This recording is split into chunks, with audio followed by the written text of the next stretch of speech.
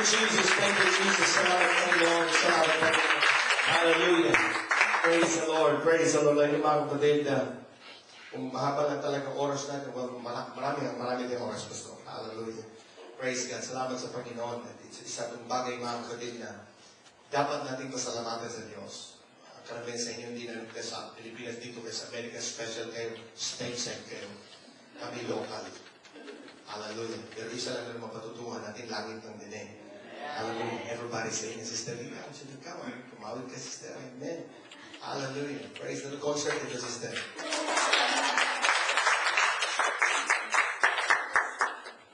Oh, okay.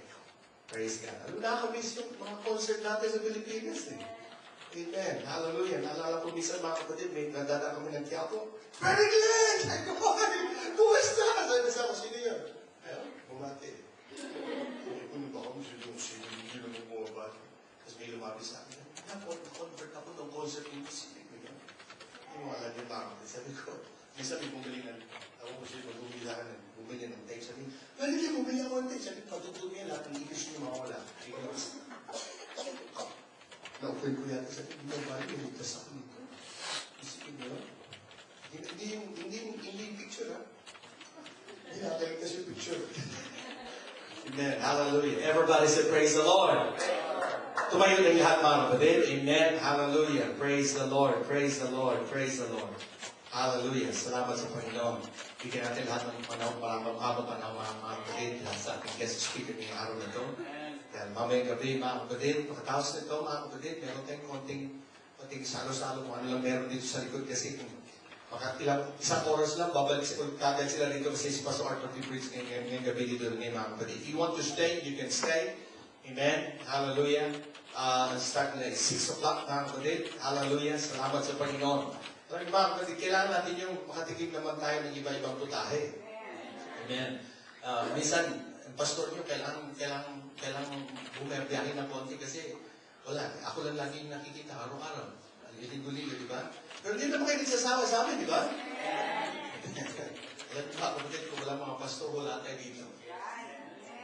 Hindi ko makalimutan mga kapatid yung mga taong nagtsaga sa akin. Lalo mo sila, Pastor Jimmy Sulit, Pastor Tabada.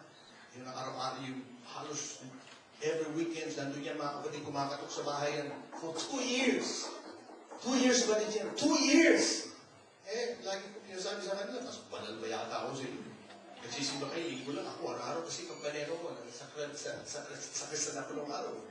For how many years? Now, pero mga kapatid, pag tinawag ka ng Panginoon, at tawagin ko, kunin ka ng Panginoon. Hindi ko makalimutan yung mga kapatid. Yun ang mga hero sa buhay ko. Amen. Hanggang ngayon, si Pastor Jimmy, nagpapadal pa rin sa akin ng card, mga kapatid, sumusulat pa rin. And we will never forget those days na magkasama kami. Praise God. Hallelujah. Everybody say amen. Hindi nyo dapat kalimutan yun, araw nung kayo naligtas. But Sister Tess, sa panimutisman, sa batang nila mga kapatid, yung dumagap sila sa Panginoon. Sabi ko, unang beses, yung Bible study ng mga kapatid, yung mga parents ni Brother Rudy Helka, yung tatay niya, mga kapatid, open heart surgery lang, tapos yung nanay niya, dialysis, mga sabi ko, hindi magtatagal ito, baka mamaya. The first Bible study namin, mga kapatid, hindi ako makatulog pag-uwi ko sa bahay. Kaya yung pagbalik namin the following week, hindi ko na pinalampas din, mention ko na mga kapatid, tumanggap sila sa Panginoon. Sabi ko, okay, Sunday na lang, kasi papunta ako naman ng Las Vegas ko, kasi yung funeral service ni Brother Jerry, no, mga kapatid. Sabi ko, oh no, Sunday. No, wala ako pala sa Sunday. Sabi ko, Sister, may bathtub ba kayo dyan? Oh, meron pa sa tingnan ko wala. O siguro niya tubig. At alam, dinihin ko sila sa loob ng bathtub ng mga kapatid ng tubig. Hallelujah, maligtas lang. Hindi dapat natin kalimutan. Si Brother Rudy, binotismuhan yung mga kapatid. Patago-tago yan ng araw mga kapatid. Hallelujah. Kinuha rin siya ng Panginoong mga kapatid. Kaya yung hotel na yun, ang dumi ng swimming pool nila. Dami ng binotismuhan, dami iniwang marunong kasalanan doon eh. Hallelujah. Sabi ko sa mayari mga kapatid, I'm sorry, your swimming pool is dirty. What do you mean? We left all the sins in there. It's okay. The guest is getting it anyway. Hallelujah, hallelujah. Well, buti nga kayo, nakasulit po yung mga kapatid ako, nilubog ako kasi sa tabi ng ilog na kulay itim. Akala ko doon, ilulubog yung pala, may bathtub siya doon, ang bakaw. I don't care. Kaya maligtas na ako mga kapatid eh. Unang, si Brother Jimmy nag-Bible study tungkol sa Revelation, mga kapatid. Yung the last na yun ng Search for Truth, mga kapatid. Yata? Hindi ko makalimutan. Revelation. Babalik ang Panginoon. Ito, ayun na ako sa'yo. Mabautis mo na ako. Hindi ako nagpakalam sa mga ko, mga kapatid. Kasi pagkagalit sila. Nabigyan doon sa pagpasok ko pa namin doon sa lumang simbahan na yung sa Santa Mesa. Saan ako mabautis mo, Brad? Sabi dyan. Oh, God. Itim, Brad. Yung pala may bata doon sa gilid. Hallelujah. Hindi mo makalimutan yung mga kapatid. Hindi mo makalimutan yun.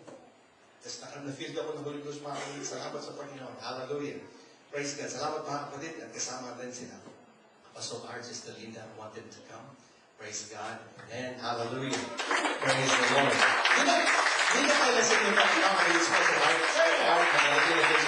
Dati mga kuyaman tayo. Filipino naman tayo ngayon. Amen. Sabi ko kay Pastor Art, pagdaling kay Pastor, may bagong church na kami itong bago namin. Hallelujah. Praise God. Alam ko sa kanya, nagpapagaling si Pastor kasi isang oras lang binigay sa ating service. Sa Korean church natin, no? O, nagpapadali. Ngayon, Pastor, mahaba oras natin. Hallelujah. Kailangan matapos na ito ng alas 4 metro. Mahaba oras natin. Hallelujah. Pagkatapos ito, mga kapatid, meron tayong fellowship sa likod. May konting merienda, mga kapatid. And then, kasi kung lalabas pa sila pagbalik, malilate sila sa service. So, dito na tayo this direction tayo, mga kapatid. Okay? Praise the Lord. Everybody say, God bless Pastor Art!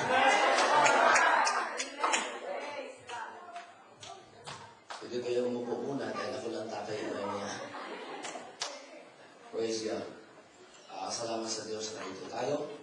Siyempre pa, kung ako lang makikita nyo, kalahati lang. Kasama ko lagi aking may bahay. It's not good. It's not good for Pastor Art to be alone. So, palagay ko, kung alam ninyo yung yung arpa niyo, Mary, A to Z is 1 to 20.